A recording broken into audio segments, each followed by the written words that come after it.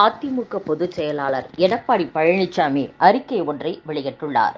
அதில் கள்ளச்சாராயம் மரண செய்தி அறிந்தவுடன் கடந்த 20ஆம் தேதி கள்ளக்குறிச்சிக்கு விரைந்தேன். அங்கு சிகிச்சை பெற்று வருபவர்களை நேரில் சந்தித்து அவர்களுக்கு அளிக்கப்படக்கூடிய சிகிச்சை முறைகளை மருத்துவர்களிடம் கேட்டறிந்தேன்.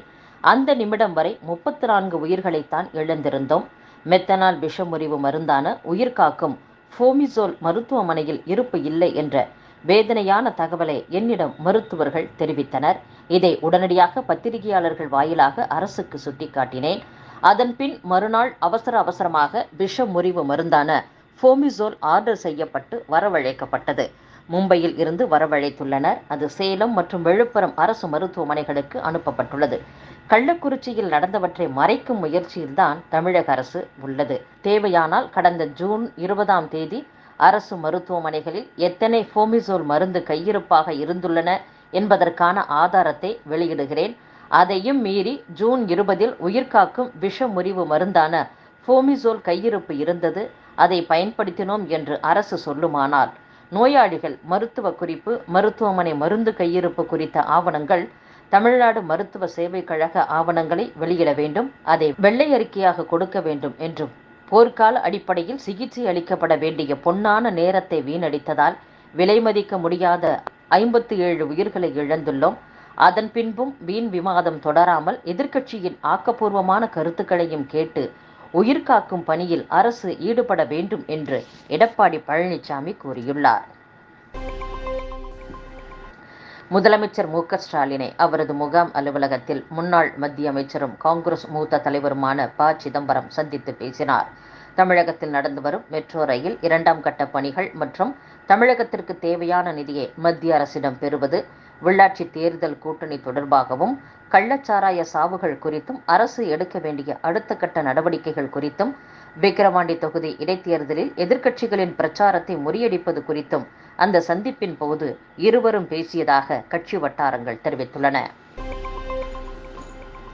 முதலமைச்சர் மு.க. ஸ்டாலின் அறிக்கை ஒன்றை வெளியிட்டுள்ளார். அதில் யுஜிசி நெட் தேர்வு ரத்தானதை தொடர்ந்து தேசிய தேர்வு வாரியம் நடத்தும் முதுநிலை நீட் தேர்வும் ஒத்திவைக்கப்பட்டுள்ளது.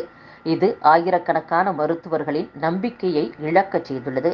இவை எப்போதோ ஏற்படும் அரிய நேர்வாக இல்லாமல் கையாளாகாத மையப்படுத்தப்பட்ட தேர்வு முறையின் உடைந்த அமைப்பின் சவப்பெட்டி மீது அறையப்படும் இறுதி ஆணிகளாக அமைந்துள்ளது. தொழில்முறை படிப்புகளுக்கான நியாயமான சமத்துவம் தன்மை கொண்ட தேர்வு முறையை ஏற்படுத்தி பள்ளிக்கல்வியின் முதன்மையை உறுதி செய்ய வேண்டும். அதை உயர்கல்விக்கு அடிப்படையானதாக்க வேண்டும். தொழில்முறை படிப்புகளுக்கான தேர்வு முறையை தீர்மானிப்பதில் மாநில அரசின் உரிமைகளை மீட்டெடுக்க வேண்டும். அனைத்திற்கும் மேலாக நம் மாணவர்கள் மற்றும் அவர்களது குடும்பத்தினரிடம் மீண்டும் நம்பிக்கையை விதைக்க வேண்டும். சிறப்பான எதிர்காலத்திற்கு திட்டமிட நாம் கைகளை கோர்ப்போம் என்று முதலமைச்சர் மு.க. ஸ்டாலின் அறிக்கையில் தெரிவித்துள்ளார். மத்திய அமைச்சர் நிர்மலா சீதாராமன் குறித்து அவதூறாக பேசிய பட்டிமன்ற பேச்சாளர் இனியவன் மீது எடுக்கப்பட்ட நடவடிக்கை குறித்து 3 நாட்களில் விரிவான அறிக்கை தாக்கல் செய்ய வேண்டும் என்று தமிழக டிஜிபிக்கு தேசிய மகளிர் கமிஷன் நோட்டீஸ் அனுப்பியுள்ளது. கள்ளச்சாராயம் குடித்து உயிரிழந்தவர்களுக்கு 10 லட்சம் ரூபாய் வழங்குவதை அரசு மறுபரிசீலனை செய்ய வேண்டும் என்று இந்திய கம்யூனிஸ்ட் மாநில செயலர் முத்தரசன் தெரிவித்துள்ளார். மேலும் தேசிய தேர்வு முகமை முதன்மை தலைவர் மாற்றப்பட்டுள்ளதால் நீட் தேர்வு தொடர்பான பிரச்சனைகளுக்கு தீர்வு ஏற்படாது. கல்வியை மாநில பட்டியலுக்கு மாற்ற வேண்டும் என்றும் முத்தரசன் தெரிவித்துள்ளார். தர்மபுரி நாடாளுமன்ற தொகுதியில் பாமகவின் தோல்வி குறித்து அக்கட்சி வேட்பாளர் சௌமியா அன்புமணி கட்சி நிர்வாகிகளிடம் விசாரணை மேற்கொண்டார். தர்மபுரி நாடாளுமன்ற தொகுதியில் பாமக சார்பில் போட்டியிட்ட சௌமியா அன்புமணி 21,300 வாக்குகள் வித்தியாசத்தில் தோல்வியை தழுவினார். பாப்பிரெட்டிப்பட்டி, தர்மபுரி, பெண்ணகரம் சட்டசபை தொகுதிகளில் திமுகவை பின்னுக்கு தள்ளிய போதும் அவர் தோல்வியடைந்தார். பாப்பிரெட்டிப்பட்டி, அரூர் சட்டசபை தொகுதி மக்களுக்கு அவர் நன்றி தெரிவிக்க சென்றார். பின்னர் தோல்விக்கான காரணங்கள் குறித்து அறிய பாப்பிரெட்டிப்பட்டி சட்டசபை தொகுதிக்கு உட்பட்ட நகர, ஒன்றிய நிர்வாகிகள், தேர்தல் பொறுப்பாளர்கள் என 100க்கும் மேற்பட்டோரை அழைத்து அவர் விசாரணை மேற்கொண்டார். போலீசாரால் கைது செய்யப்பட்ட மாவட்ட தலைவர்கள் 2 உட்பட 3 பேரின் கட்சி பதவிகளை தமிழக பாஜக தலைவர் அண்ணாமலை அதிரடியாக பறித்துள்ளார்.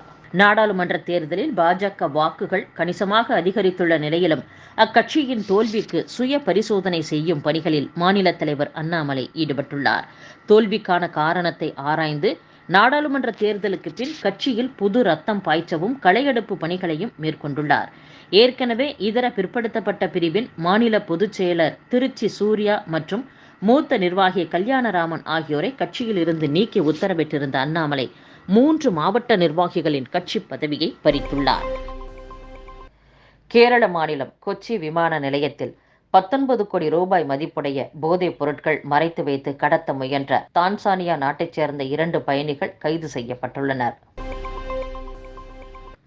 தேசிய தேர்வு முகமையின் அதிகாரப்பூர்வ வலைத்தளம் மற்றும் அதன் வலைப்பக்கங்கள் பாதுகாப்பானவை, அவை ஹேக் செய்யப்பட்டதாக பரவும் தகவல்கள் தவறானவை என்று மூத்த கல்வி அமைச்சக அதிகாரி ஒருவர் தெரிவித்துள்ளார்.